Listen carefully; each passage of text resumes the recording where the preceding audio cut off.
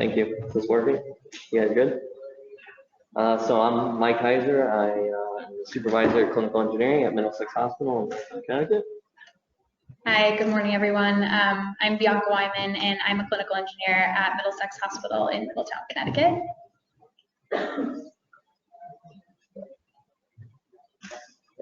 Okay, so we're going to start with just a few questions, see where everyone stands on their capital replacement planning. So who here has a 5-year capital replacement plan? Okay, anyone unsure of if they have one? Okay, just don't have it. Yeah.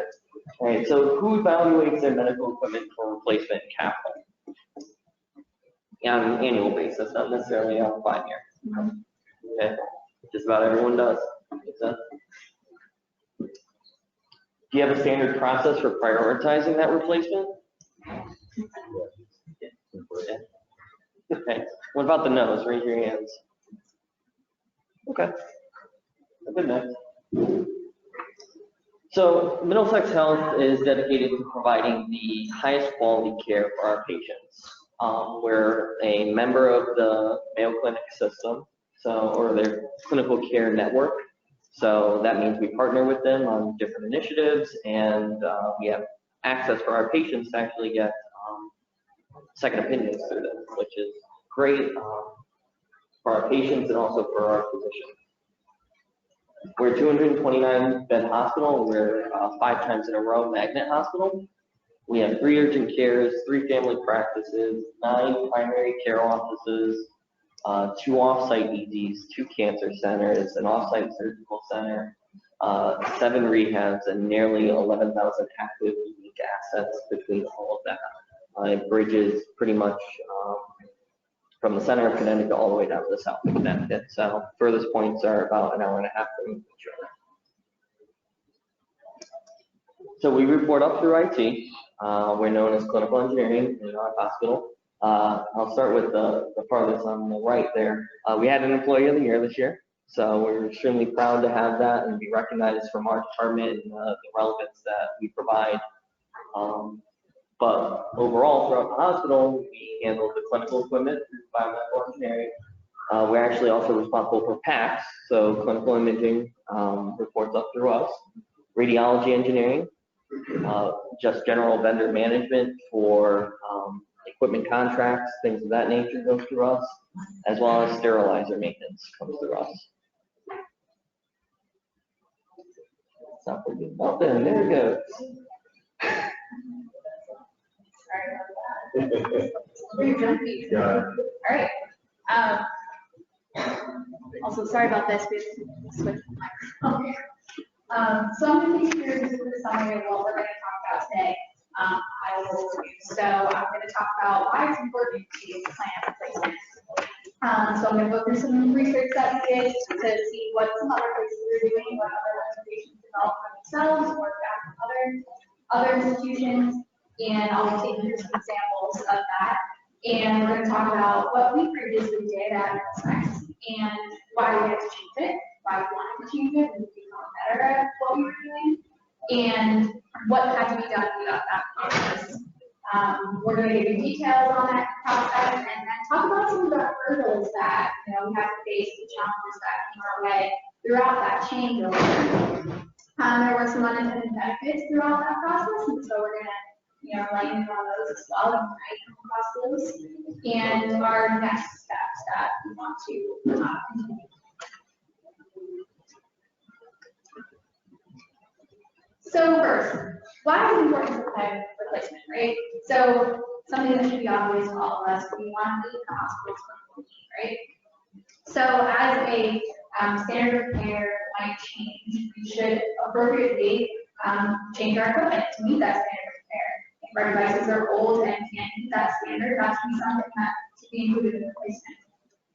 And then when we replace equipment and we improve the technology that we have at our institution, it will also directly improve the quality of the therapeutics that we provide, or the diagnostics that we provide, and the interventions. And so a third thing that can help is that you can adapt to changes in patient volume that might be to become larger, or like because you're how small you are a certain size. So it can go either way, really.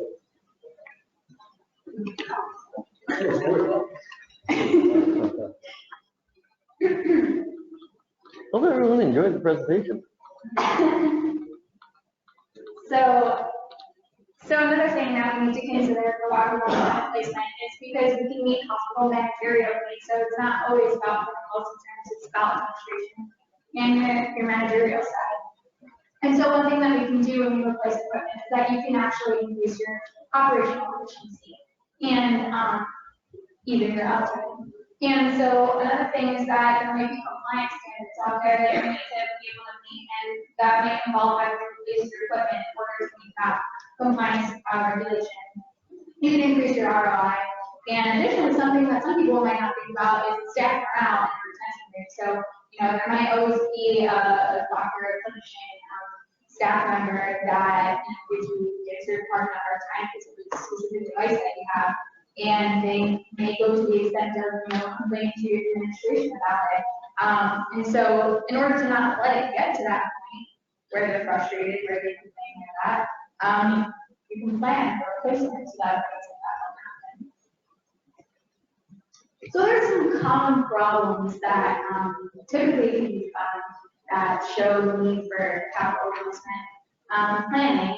And so one of those would be underutilized equipment, right? You have all this new equipment sitting around, no use for it, not using it, why buy that much? Did you plan for it? Also, you could have a large number of equipment failures, so things start just catastrophically failing all at once.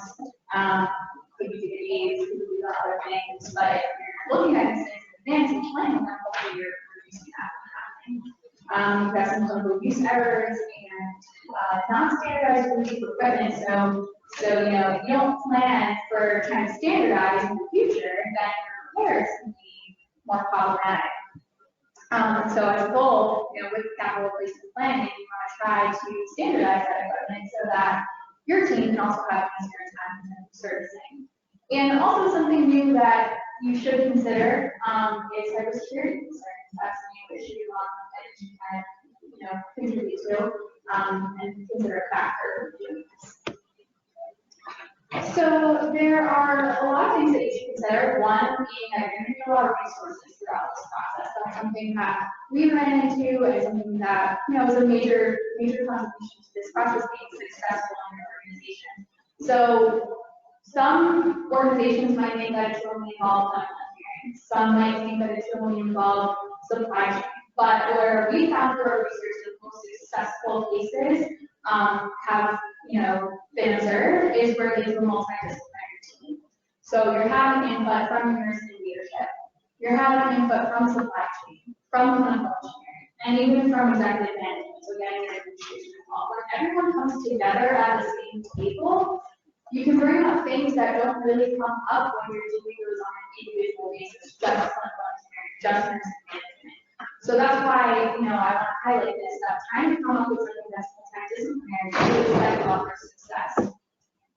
It also can take a really long time to do this, and you need to plan appropriately for that. Based on the size of your hospital, it can take various months. We're a smaller hospital, and I'm going to show you the process duration that we went through a little bit, and it took us up to 3 to 4 months for us to complete our process. And so, additionally, most people do this on an annual basis. So if you're not doing it in advance and planning out the time that it's going to take, you're going to get backed up, and it's not going to happen appropriately. So here's one example that we found that an organization is using. So they decided to plan a replacement based on 3 main data elements, right? So they looked at their failure rate of their equipment. They looked at the cumulative cost of repairs and work orders, and then they looked at the age of the equipment. Those are the 3 things that they took into account. And then what they did was they came up with a practical range based on calculations that they did. So if you look at the how determined column, you can see how they came up with the numbers, and then they had a practical range. And then they weighted it to be able to normalize their data because based on the practical range, the weight for age factors is different than their work orders. And what they did is that when they got a list of this equipment based on the normalized data, that was how they prioritized what should be doing first based on the score that was associated with it. So it's very quantitative what they did there. And then there's another example that was similar, right? So they called it their relative replacement number. So they again came up with these categories or what they called replacement rules, which was now run and they calculated the score. And the main things that they looked at here, they divided up into technical, safety, and financial implications. So a little bit more broad than the previous example. And they had an algorithm that generated a relative replacement number, and that again generated a score, something quantitative, something that they could order. And so what happened was, based on the algorithm, you can see the table, again, how they calculate everything and then normalize it. Their relative replacement number is the priority score of what they should replace first. So something that's high on the list, as you can see, raw value that's supposed to work versus something on the bottom that's not supposed to be, has a higher relative replacement number. And so they would pick from the top of the list first, anything that they could pick in their capital budget for that year. So something that, again, quantitative, and these are just some typical tools that they use to incorporate into the algorithm. And then the third example that I wanted to highlight for you guys was an organization that they called it their medical replacement score system. So again, broken down into 3 categories: technical, safety, mission critical. Again, a lot of places when they're looking at technical, they're going to look at repair costs, they're going to look at their work order history. So this is very similar to other people. And then for their device safety, they looked at the risk. And finally, they looked at whether it was mission critical or not mission critical to the organization. And so they came up with a calculation for how they wanted to come up with this, replacement score. They come up with their formulas and how they determined it. And again, it gives you a value. It gives you a list of how to prioritize it and pick from that list. So the reason why I wanted to highlight these 3 examples is because these are all very, quantitative, algorithm-based examples. And we tried to take a little bit of a different approach than that. We took the categories and the things that they consider and used in their algorithms to come up with their priority score, but we went about it a little bit different way. Excuse me. So the first example was yours? No, all of these examples are not ours. They were different organizations that have published white papers and things on their process for capital. Yep, and we're going to get into what we did. But again, like I said, I just wanted to show you guys what else is out there and kind of how we're incorporating a couple things into our process from them.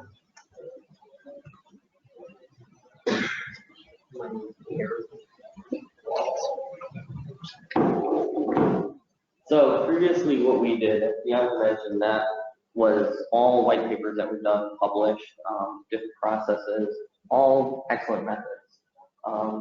We're on the tail end of our 5-year capital plan. So when we started back in 2016, this is how we went about it. We used a consultant who analyzed our inventory and determined the age, and we allowed them to use an inclusion criteria. 11,000 assets, you really can't say, okay, run the numbers for replacement on all of that. We had to draw the line somewhere to be cost effective for the tower consultants. So we asked them to provide the average cost of replacement for that equipment when they were done with their analysis. And they focused on looking for supportability, recalls, safety issues. We met and discussed it with department leaders, and we built out that 5-year plan.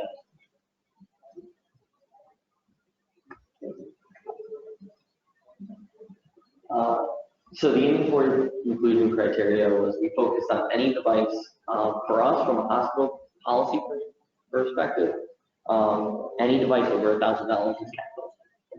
It allows administration to allocate those costs and make decisions as necessary. Very low number. We can. It's ECRI. They have a paid service that they actually go and do. It is very good, and it built a great baseline for us. And really, that's what it should be used as. And they tout it as that because it's static. It's at point of time. Sure. So we use $3,000 as our inclusion criteria. So it helped reduce that number that the consultant was going to have to go through. It did actually end up omitting a few things though. So you can imagine you have suction regulated throughout your hospital, very low cost devices, but it's F5 million cuts. So it does amount to a lot if you were looking to replace them and if you wanted to maintain standardization. Well, you know, that is way more than $3,000 for replacement if you wanted to do house-wide. So there's some challenges with that. Life expectancy was determined from a consultant's database for useful life. So that meant, you know, we saw a lot of things like infusion pumps, the average life expectancy, 7 years. Saw that pretty common for a lot of devices, or maybe a microscope, 15, 20 years. And that could be based off old data that they have, not against newer devices, newer technologies, where, no offense, the older devices seem to last longer. I think a lot of people use the ADA life expectancy chart because the systems use that for appreciation, and they can't appreciate, or they don't want to. So one of the books you're replacing for is appreciation. Correct. And there are other factors against depreciation that do come into account when it comes to replacement. It's always a constant ebb and flow. So you run into issues that are very calculated devices that are zero cost, but paid for by consumers. Yep, like lease agreements, consignment agreements. That was another thing that was left out of this replacement methodology. Yep, we'll go into that. It's part of the process that we added after the fact, because we recognize the challenges from here. So those smaller items, if you looked at the replacement plan, looking at replacement of 25, cost down to standardize Each one we've taken. We haven't done all of them. 5 years, and some of those can run for quite a while. We take them on a case-by-case basis. I mean, we did a giant analysis for our infusion pumps. We did an analysis even for our beds.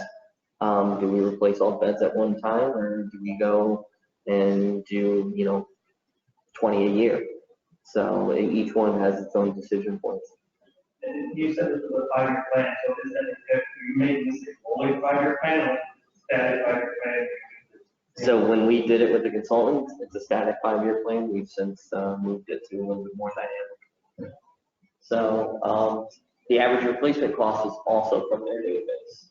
So it was based off the historical quotes that they received for that exact piece of equipment. That does not factor into any future changes in companies' technologies, maybe advancements that they might have in different clinical care. So. One last question. Did you guys take into turn cybersecurity concerns, did you turn it into a metric? So at this moment in time, no. It was more if there was anything open, giant concerns. A good example around then was the focus of XP, right? XP was going away. So that was on the list. After that, though, I mean, 5 years ago, totally different. 4 years ago at this point, so.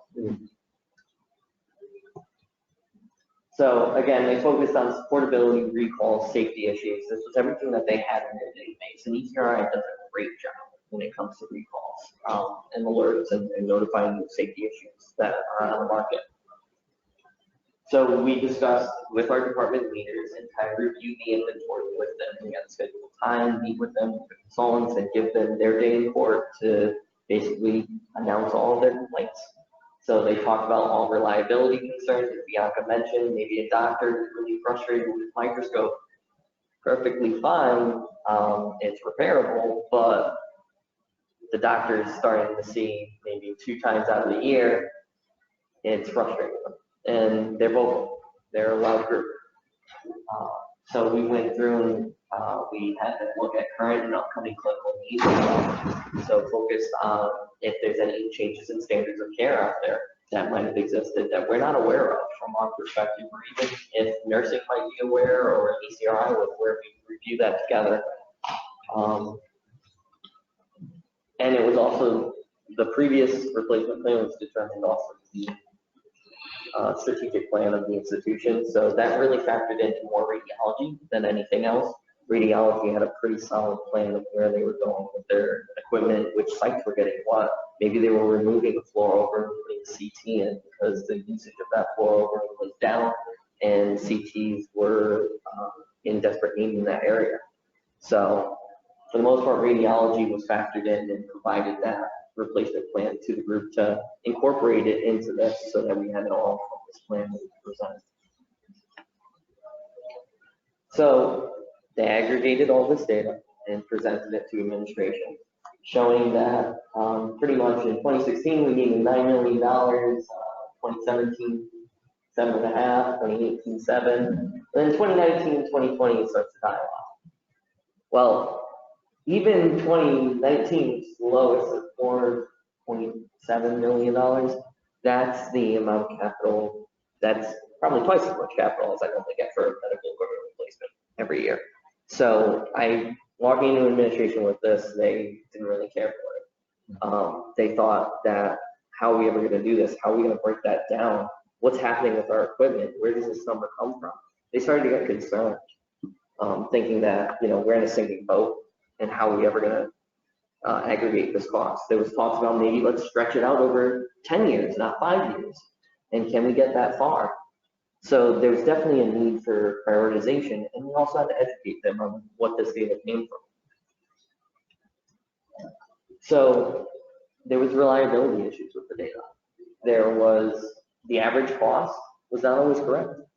Could have been based off of older technology, or there could have been dirty data that made that look like it was something else. One example is we had an ENT fusion system, error marked as a computer in our database. Someone entered it in wrong. Someone did the incoming incorrectly. Dirty data exists in everyone's database. So when the consultant went through it, it didn't hit inclusion criteria. That was $10,000. So that added to the cost. But there was equal things that were also on there that were way less. Good example is GPO pricing. We're part of Resource Group GPO. They really aggressively negotiate with sole source contracts, and the pricing was drastically different for certain systems. So, that number does frequently change. And again, you can't use that static. So you go to capital the next year and you ask for that amount of money, you can either be burned because you're not going to get enough, or you could walk in there and get a lot of money and then have trouble spending, which isn't looked at well either. Timing is also an issue. So they based a lot of information on our equipment at that point in time. So some of that equipment was not end of support. There was no letters yet on the devices. There was no way to anticipate when that device really needed to be replaced. So they would base it off of the, their useful life, the ADA useful life, all of it. They would factor that in. So a lot of it was age-based. We saw a lot of equipment just because it was 7 years old needed to be replaced, and it was hitting those numbers. That's not necessarily true. We're in the repair industry. If you keep things running and keep it alive for quite some time, there's other factors that we really need to consider. So it assumed all equipment in the inventory needed to be replaced. Everything that was in that over $3,000 inclusion criteria was getting replaced at some point in time. That also made that number larger. So not necessarily something that we needed. So question, the cost that you identified year from year, is that just the replacement cost of the medical devices, or did it include the project, additional, as part of the project, integration, deployment, was that included as part That of is an excellent question, and no, it was not. Radiology devices is construction. Cysto room, we're going to replacing that right now. The equipment we budgeted for. It's a good thing I talked to the VP of facilities because he needed to budget his side too, otherwise we weren't getting any room. It's something that's constantly looked for. That's why that annual process is important. It's got to identify those flags and determine where that cost factor isn't built in. Telemetry system, great, replace the telepacks, awesome. Your APs, they need to be replaced. So there's a lot more that's just built into that cost. We wanted to improve the cost allocation over time. So we wanted to reduce replacement costs by reducing excess unnecessary equipment. So we thought, well, why does everything have to be replaced? I mean, there's things that we know that exist. We have a Pro Pack sitting in CCU right now that's, they wheel into rooms with monitors in there for SBO2 because they don't trust the monitor. Well, that's more of an education thing. That's, making sure that they understand what SBO2 probes that they should be using. It's not necessarily that the Pro Pack's giving them better SBO2, probably just the Pro. So why do we have to replace that with a newer vital signs monitor? It doesn't make sense. We want to improve the capital planning process. Overall, our C-suite does go through and prioritize equipment, and they base it off of their areas. Well, from a replacement perspective, we figured let's build out a prioritization scheme that we can collectively go up to administration with and say, as a group, nursing, ourselves, radiology, we identified these priorities, and we believe this is a high request for this year. It's something that's absolutely needed, that needs to go, and we have to put money towards that. There's a lot more weight when you have a group behind you going in the C-suite rather than just yourselves.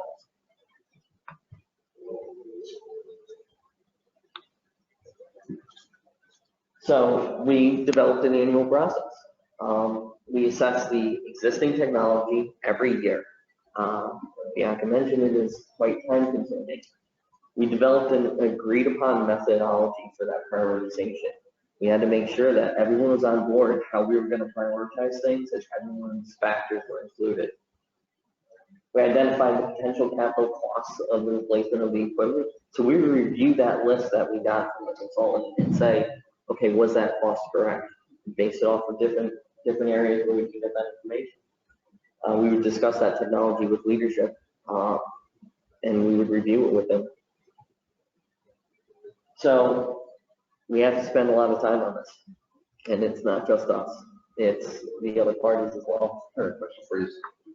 Using the CMMS system to track some of that data, besides having a consultant come in and review it, has that aligned okay, or how do you track that with the CMMS system? So traditional CMMS, you may not have these priorities built. You may just have your repair costs. You may have different pieces of the puzzle, but you won't have the whole puzzle. So it's important when you do meet and you discuss these priorities to identify them and then see where you're holding on. Maybe you can add that if you think you can help build a better system, right? Right. At least, for our CMMS, like Mike was saying, there could be some fields that aren't incorporated in there, but also it's only really as good as what people are entering into it. And so with a large facility, that might not be easy to track, and it might not be easy to stay on top of your staff entering that. And then, if you solely rely on that, then when it's time to come to replace and you realize that you have missing pieces and gaps, you're not going to be prepared the way you want to be. Using it as a guide, but yet it's not definitely. Right, exactly. So I like the CMMS idea, but it's only really internal to us in our department, right? Not many other departments, I don't think anyone allows nursing access to theirs, short of entering in work order requests. But you got to create a common location for this data. So, it's really important somewhere that's always going to stay the same. Everyone can find it. Everyone knows where it exists and can view it. So we assess the existing technology on an annual basis off of multiple factors, and this is just us, our part of the assessment. So we look at service histories and costs. We look at the age of it, the recalls, the supportability. That's one of the main factors for us. If the vendor can't support that anymore, that's huge. That's going to lead to a lot of potential downtime if we can't get the parts. The capabilities of the device, knowing what features that it has, so that when we do meet with the clinical team, we can actually present what it is what needs its meaning to that. Software versions, it's possible that maybe the MMS for the Philips modules are old firmware and they can't be repaired anymore. That's important. That kind of helps lead into that portability. When you do software, you're looking at operating platform as well, or just software? So we try to look as best we can based off the data that we have. So if software exists, for the versions exist in our database, then we'll use that. For the most part, our larger systems, like our patient monitoring system, we're standardized on that, so we know what system we're running, what software we're running on. Other systems, not so much. The cybersecurity is also a main factor that we look at now. Identifying if, Windows 7 now getting sunsetted, awesome. Radiology is not fast to move on that, so we're, gonna be in a pinch with that one, but. So you have to develop this prioritization method. It's really important. That's the crutch of this entire system. So you have to come with ideas, because the minute you get into the room with all of your leadership team, everyone's going to have their own thoughts, and it can be like herding cats.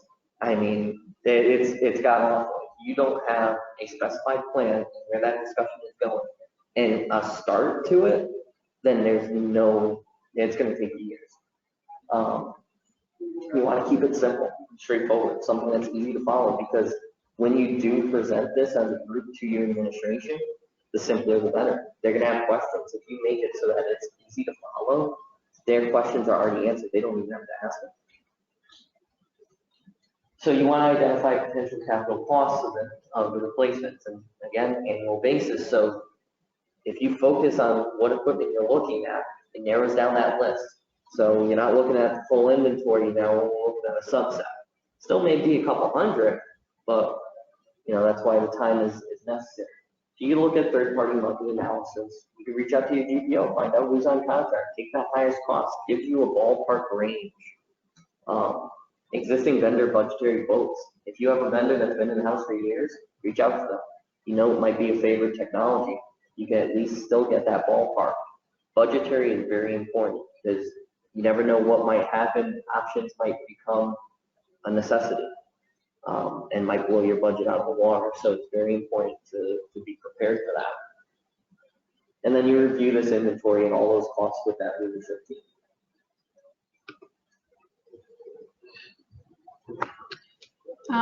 So typically, what has to be done for this change, right? So you have to know what you're going to be doing, and you need to know in advance. So scheduling your meetings is extremely important. Again, like Mike was saying, you're going to have to do the needs analysis and also prepare to get those budgetary goals.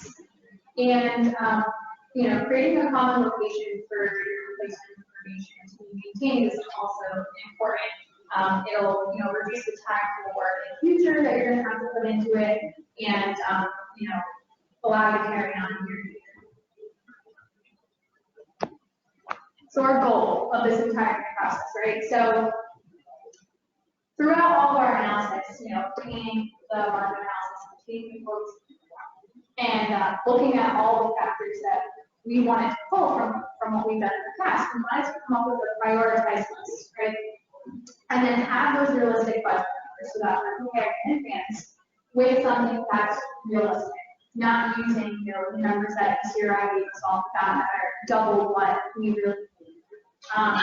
And then by doing this, we can sustain it from year to year. So it's not just, like we said, 5 years from our analysis and then that's it. It should be on the basis of, if 5 years goes by, we're always thinking about what's going to happen in the next 5 years.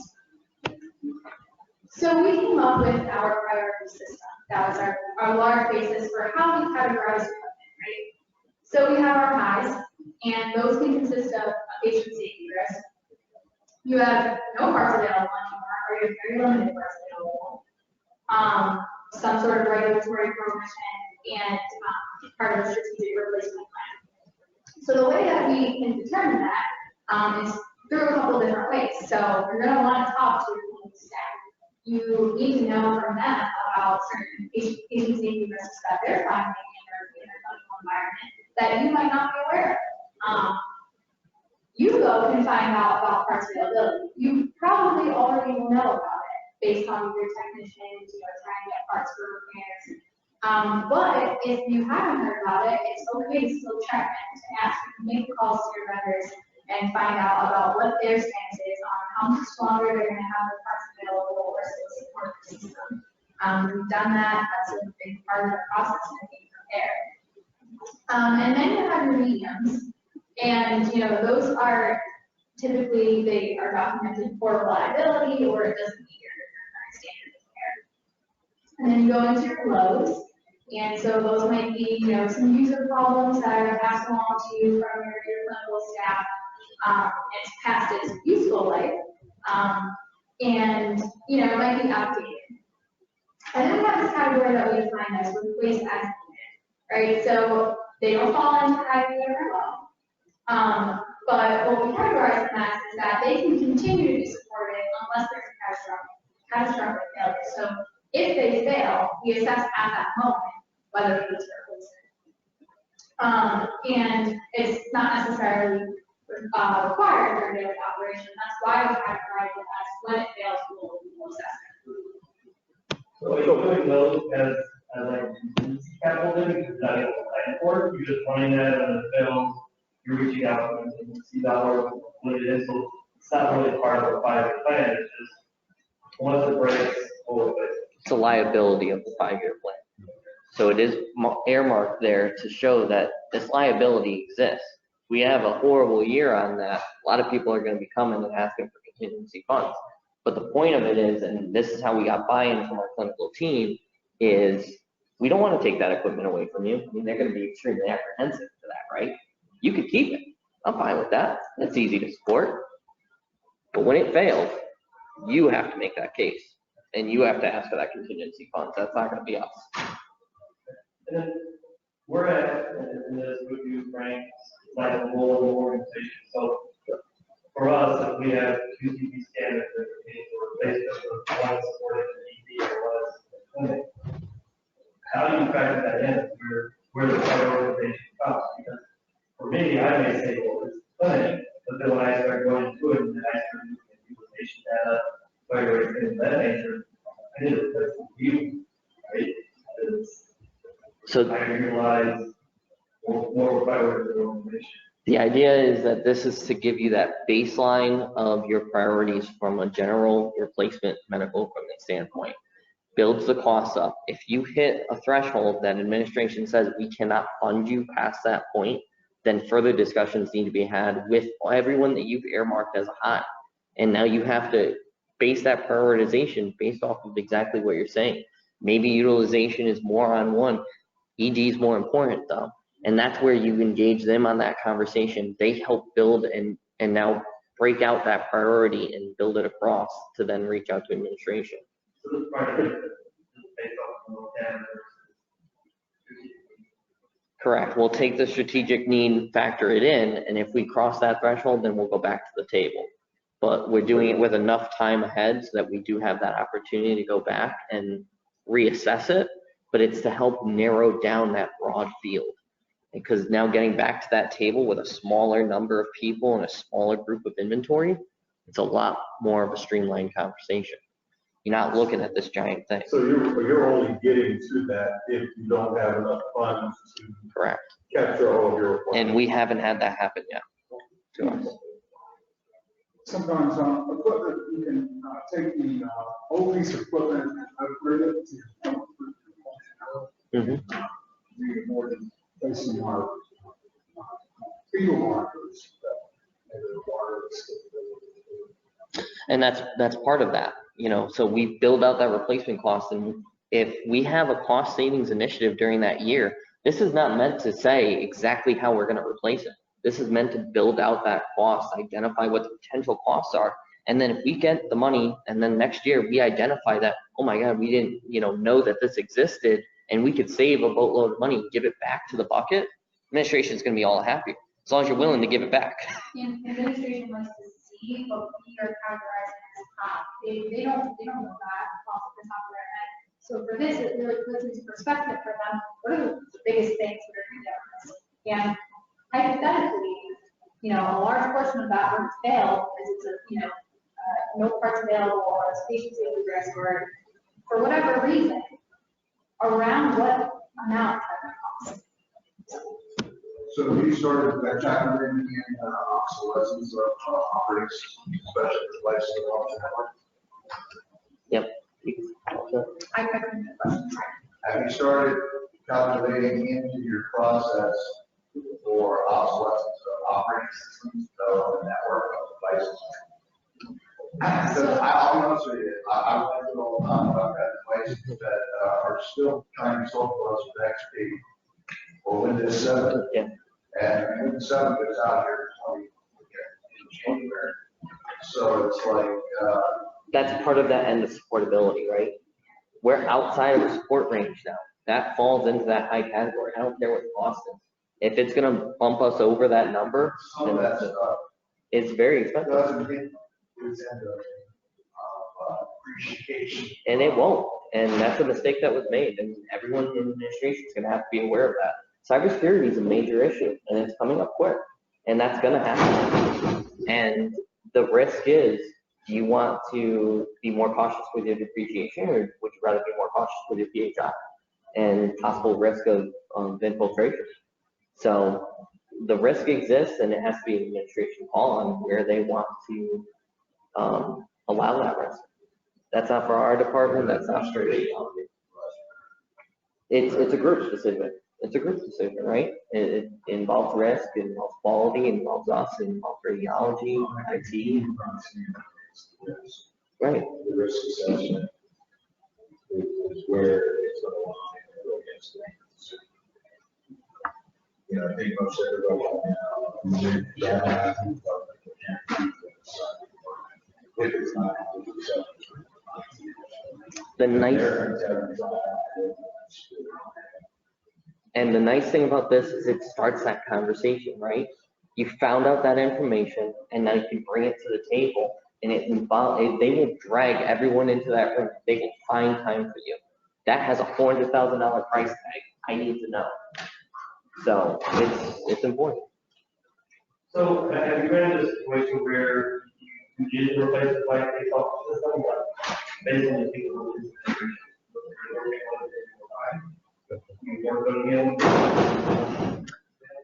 We've seen that we were saying, hey, we need to replace it, but that integration has been built. We haven't come across that yet, but it's certainly a factor that we. So. It's smart, worth holding out. And, you know, it's that risk analysis. So just to understand your process, are you presenting a cost to your executives once a year, or what was the frequency in which you're presenting and requesting certain? We'll show you that. Yeah. We actually have it built out. Yes, Okay. we have a whole spreadsheet that we use, but to answer your question on frequency, yes, we do this on an annual basis. The 5-year plan is something that started from a consultant to give us groundwork for 5 years to look at, but we on an annual basis will run through this process to, keep updated on it, and that's provided to you. And we'll show you visual of what it looks like when we work. And so it's just something that we wanted to make you guys note of that we do. As soon as something makes a high category, it does not have to meet all for us. As soon as it meets one of those, it's considered a high, right? So if it's a device that doesn't have a patient safety risk, but it has no parts available anymore, that's a high, no questions asked in our system at least. So one of the things that we work in frequently is a spreadsheet that we built that tracks all of this, right? So it involves a lot of maintenance, but it also streamlines everything for us. It's all in one spot. And we work on that continuously, update it continuously, and so it's really helpful. And we look at it continuous multiple times throughout the year, sometimes during emergency capital requests. And some of the things that we include in it are quotes that we see and part of our market analysis. So we'll have columns that will go by the device type and the area for what we're receiving as budgetary quote, price would be, and any comments or notes that we find that are important during our market analysis. And it's obviously a large strength. So this for us is, about how long it takes, and it's our process. So M1 through 4 is month 1 through 4. See the weeks broken down too. So first we start out with, getting our list of equipment and trying to obtain an independent service letter. So reach out to manufacturers, call them, send emails, and we want actual documentation of it, not a verbal, yes, this is still okay, yes, it's still supported. If it's unsupported, we want the actual letter. And then we also verify the parts availability as well while we're on them. And that can take, based on the size of the list, it can take a month, a little bit over a month. Sometimes, it takes multiple calls.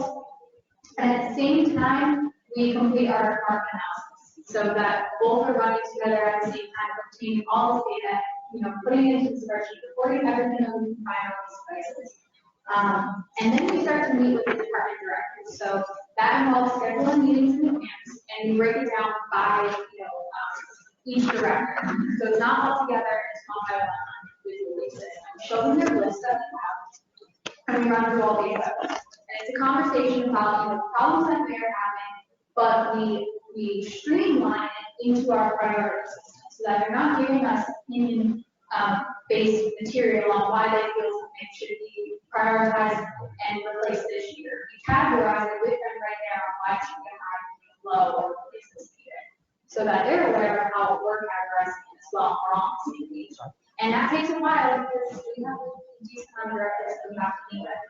And then we start to obtain the quotes from multiple vendors on what these look like. So we might reach out to multiple vendors, and then we typically try and find what the highest would be, so that we're not undershooting what we're expecting for costs. And then finally, we'll develop our final analysis, complete our spreadsheet, make it look nice, and everything, and we'll meet with administration on this. And once we meet with them, we actually come up with a final list based on our discussion with them as well. For that one, you have the plan B in case the budget doesn't cover what you're. So at that point, we don't know where our budget's going to be covered. This is just us presenting to them what we found based on our criteria, what we're categorizing as a high, medium, low, or places. We present to them what we found for everything that's a high, how much is that going to cost based on our budgetary goals that we obtain, how much are the mediums going to be, lows, and the places we don't know at that moment if that's going to fit how much we're going to get. And we build the best case possible. We've only been burned one time where we've had to go for contingency funds, and it was double the cost of the asset. So they earmarked, ECRI had to earmark 17 grand, it was 35. So we went back, administration, we built the case, they gave us the funds, but they were not happy with the analysis that was done. So that led into why we do this a little bit differently going forward now. Yes, as it relates to parts availability, is your scope just OEM specific? Do you guys take into consideration third party vendors that may have the parts available? Yeah. Yes, it depends on the case. If there's certain devices that we as a standard decide to use OEM parts and they no longer have those available, then it opens up the discussion for what we want to do next. It's not always, going into non-OEM parts. It's really a conversation that we have to have about it, but we do consider it. So this is what basically the final project cover sheet of our spreadsheet looks like. That we present to our department director, meet with them. And the reason why we do this is to make it very clear to them what we're going to be talking about in terms of categorizing their equipment that day as high, medium, low, or places needed. Right? So we go over with them first and sit down, explain the definition, and then we jump into the equipment list. So this is what the inside of the spreadsheet looks like. Right? So at the bottom, you can see tabs that are broken down by directors. So, surgical services, emergency services, and those are the individuals, the director of those departments is who you're meeting with to go through this list. So typically, each tab has the equipment list based on the 5-year plan, and it's broken down by first column, we evaluate replacement year. So anything that's post 2020, really, we kind of, it's there, they see it, but that's not the thing that we're looking for. So we filter it by the year and sort it, and then we go through really by location and description of devices. And we, typically show the pictures of it as well, because not all the clinical staff know it based on what we can find in our CMS. And so we have a conversation and we decide together how we're going to categorize that based on those definitions on the previous page as a high, medium, or a low. And we'll write it over in the next column of, what we are classifying. Yeah.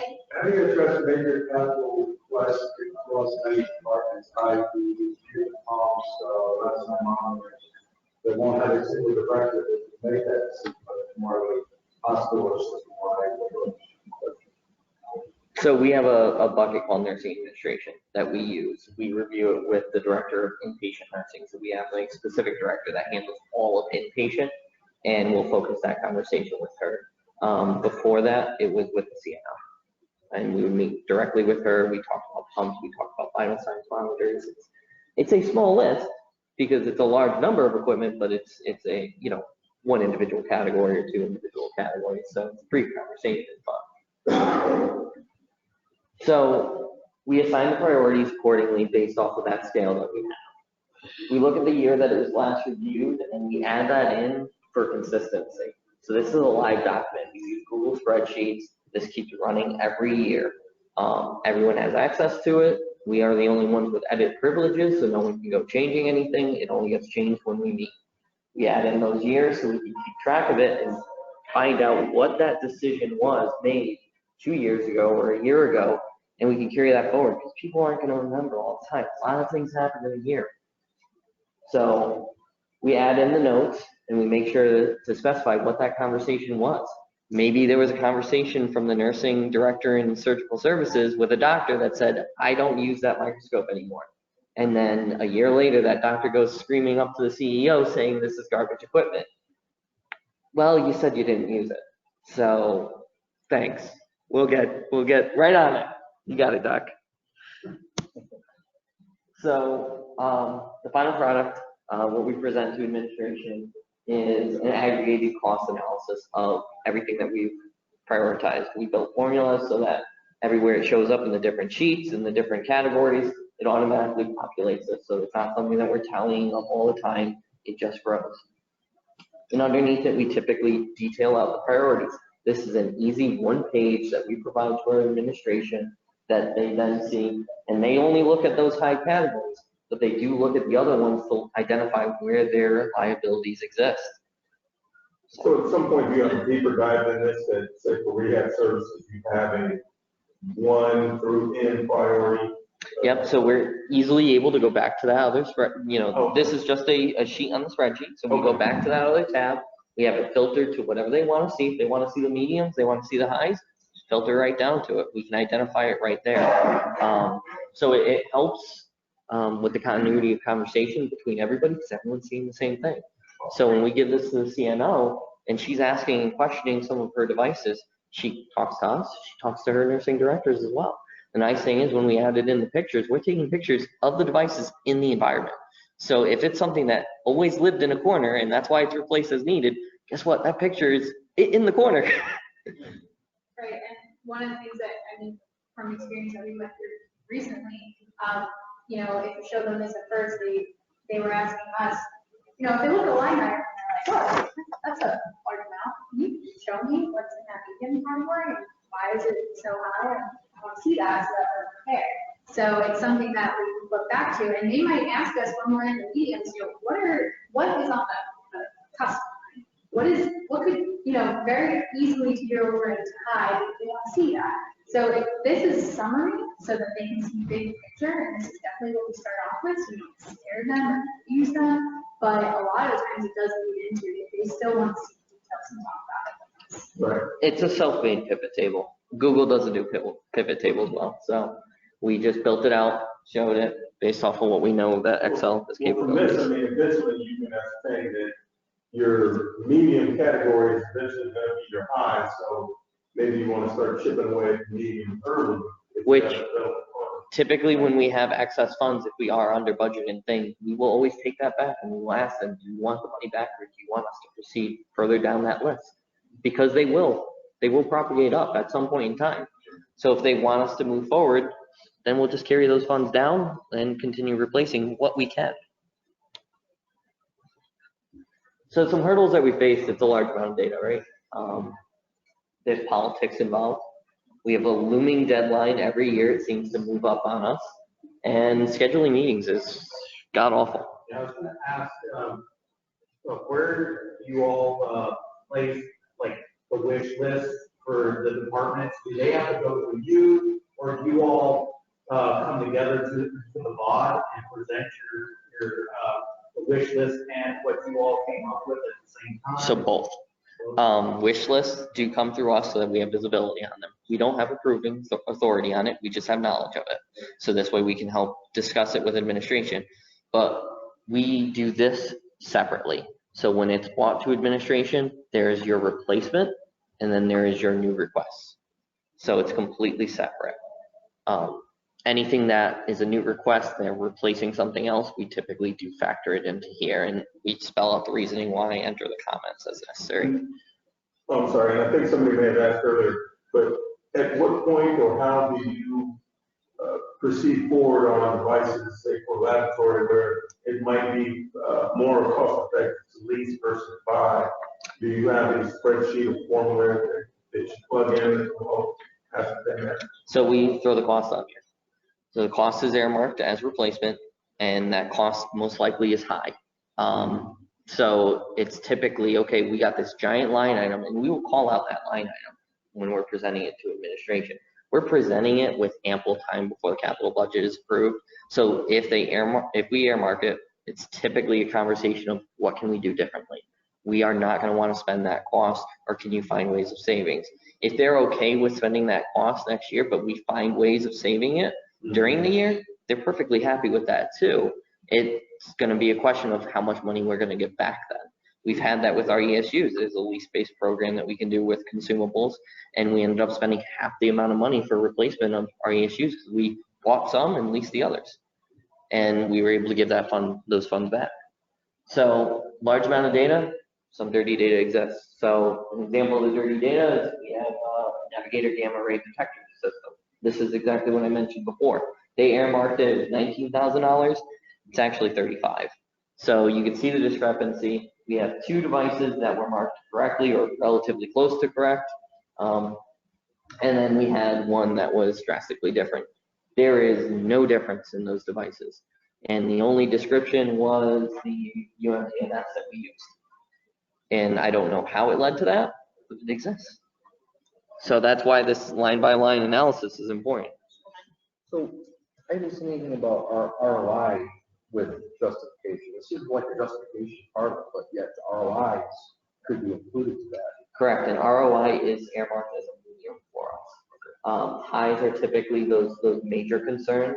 Mediums, you could build the case to say some of them should be high, absolutely, but those are typically a one-off discussions. And when you come across it, ROI, when you're talking about replacement of equipment, doesn't always exist. Sometimes it does. It's more rare when you're talking new equipment.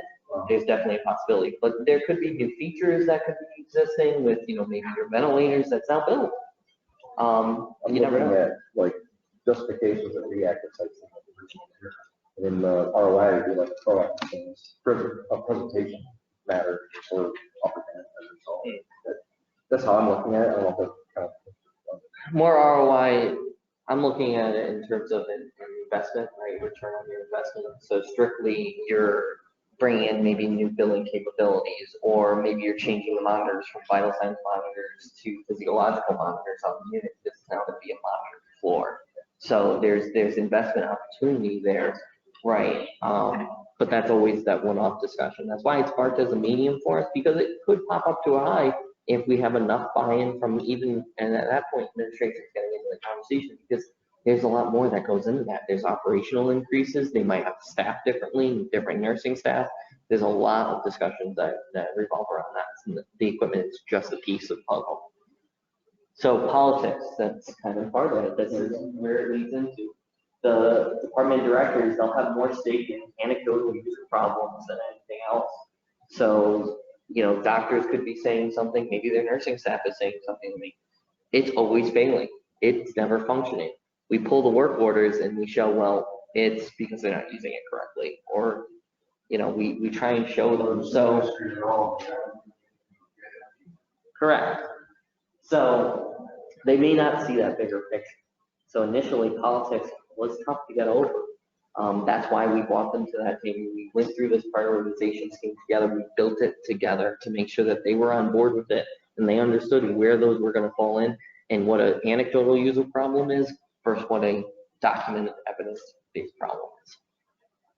One of the things that I did was a small facility last year is all the records in the room. And we had all their capital purchases, like labeled out on piece of paper or a script. And we started setting the priorities. They all together, so it's them against each other. So I had an anesthesiologist saying, I need a new anesthesia machine. I had a sterile nurse saying, I need a sterilizer. He couldn't see the importance of it. Well, she doesn't get her gas sterilized. This is back before disposables. You're not going to get your gas so that's sterilized. So you might want to think about what the priority was.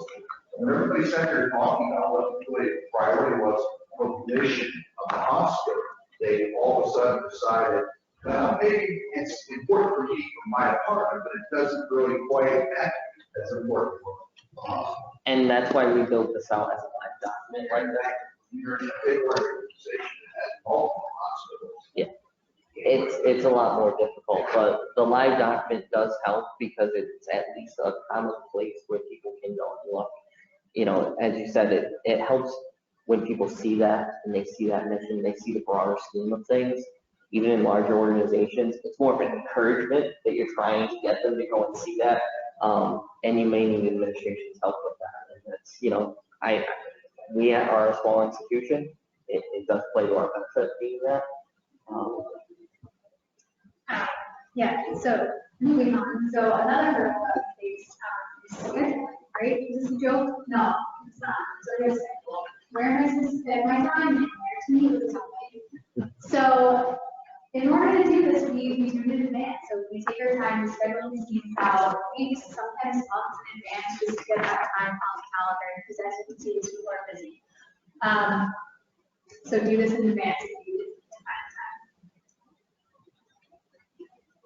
time. So again, you know, we have large amounts of data, like we said, highlighting it. We used a consultant. We, you know, had that starting point. We got our letters, we got our quotes, and all things that kind of make it seem a little bit smaller. And you know, like I said, we scheduled things in advance. We talked to the right people, got people to schedule them for us, and we came with a prioritization list. Because if I listen based on anecdotal evidence, I wouldn't be doing my job, right? So I'm explaining that to them, they're not standard, and this is how it gets prioritized, makes them look better. And yeah, they might still provide their anecdotal evidence, but at the end of the day, conference sitting together that's based on the standard for your facility. And again, just getting administrative support helps you reach that deadline. You know, having them have your back, understanding this is an important issue and it's going to affect the institution is a key thing to being successful. Which that kind of helps with the schedule as well. You know, looking at that calendar, all of a sudden a lot of those meetings become optional. And the minute the CNO reaches out to that nursing director and says, this has to be done. So they'll find time. Their boss is telling them to find time. Right. And we streamline things, right? So we got one doc. It's not in multiple places. It's the same place. We're not losing information. It's all in one doc.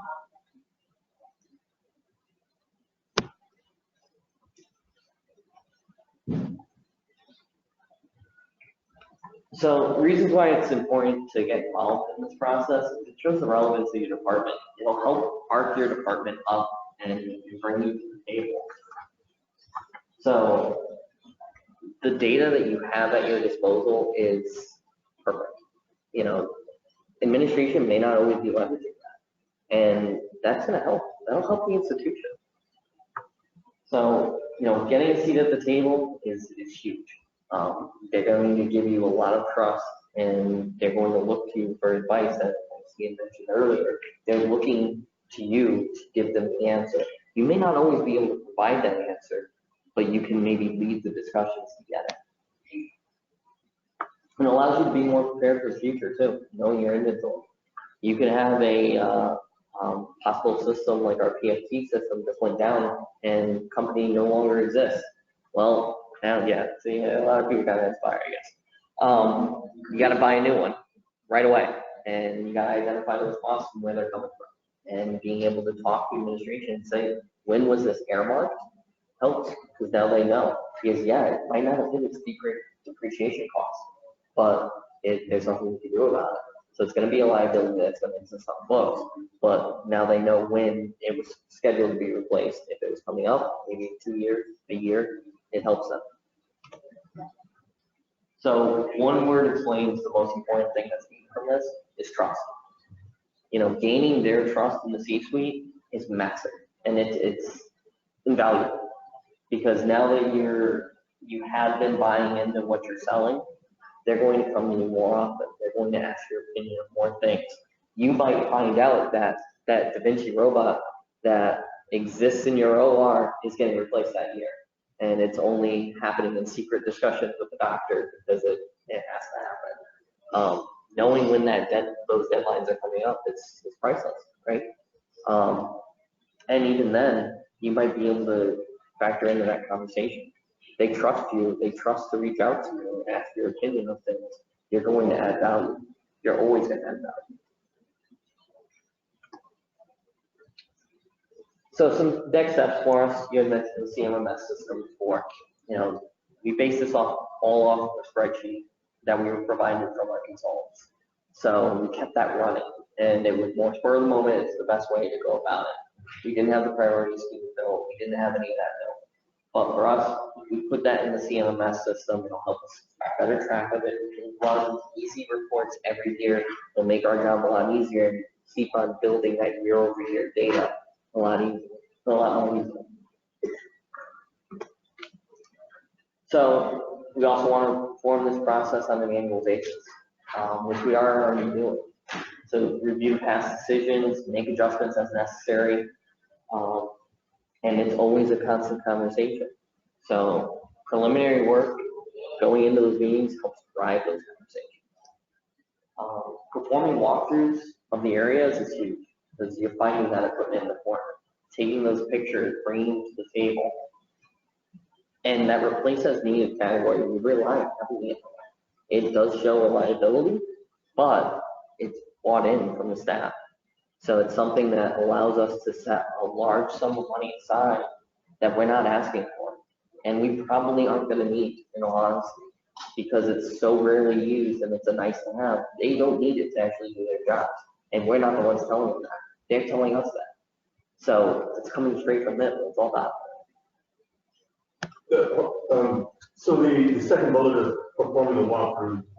That's, to me, that's kind of where the rubber meets the road, right? Because we all within our databases have third data. So it's those walkthroughs that just help slowly improve the quality of that, right? And, correct. I mean, is that how you guys are? So we take anything that we find, we fix things in the database.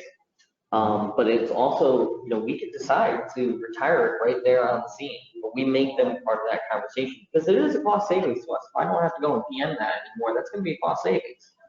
But if it's still providing relevance to them, even in a minimalistic form, then I'm happy not arguing right now. I'd rather just get through this process, get us ready for capital, talk to them on the side. If we identify a large sum of equipment with a large savings opportunity, that's a separate conversation, but it's one that we should have.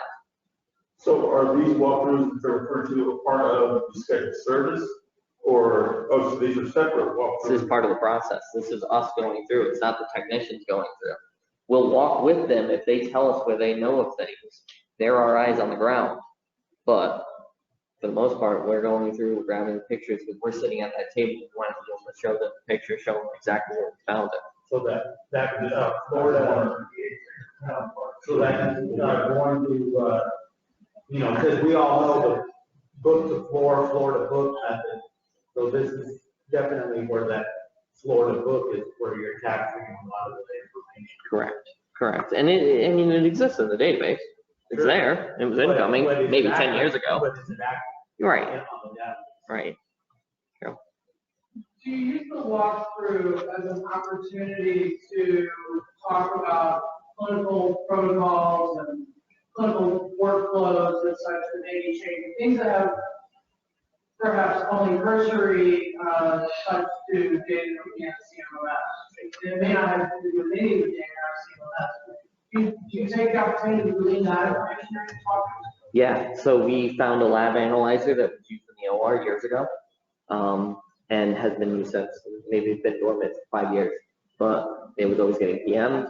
No one used it. The lab technician that used to use it left 5 years ago, retired, and they never replaced it. So we pulled the lab aside, we pulled the OR aside and said, okay, well, do you have intention to bring this service back online? Do you even know that it still exists? And we either, that particular device facility is identified as no longer being needed, but it's a possibility that we could rectify the service as well. So, high dollar shared equipment between departments. And one of the things I've experienced in the past few weeks. So that high dollar shared equipment between 2 or 3 different departments, it's mobile X-ray equipment that actually people push it off to, well, it's in their budget. There's a time you have to step in, which it had to, and say, okay, enough's enough, now we're going to together and plan. It's all the same first, right? Well, yeah.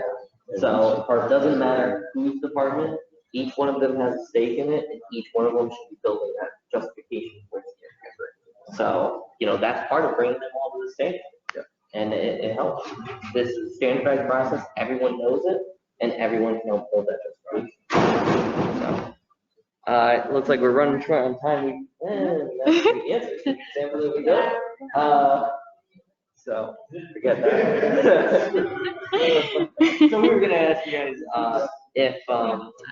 if you were asked pretty much to take any device, where would you start that process? So we put that on there to try and help guide the conversation. The most important thing that we wanted to drive home with everyone is having a standardized process and bringing everyone to the table is really where you're going to get the most of your benefit.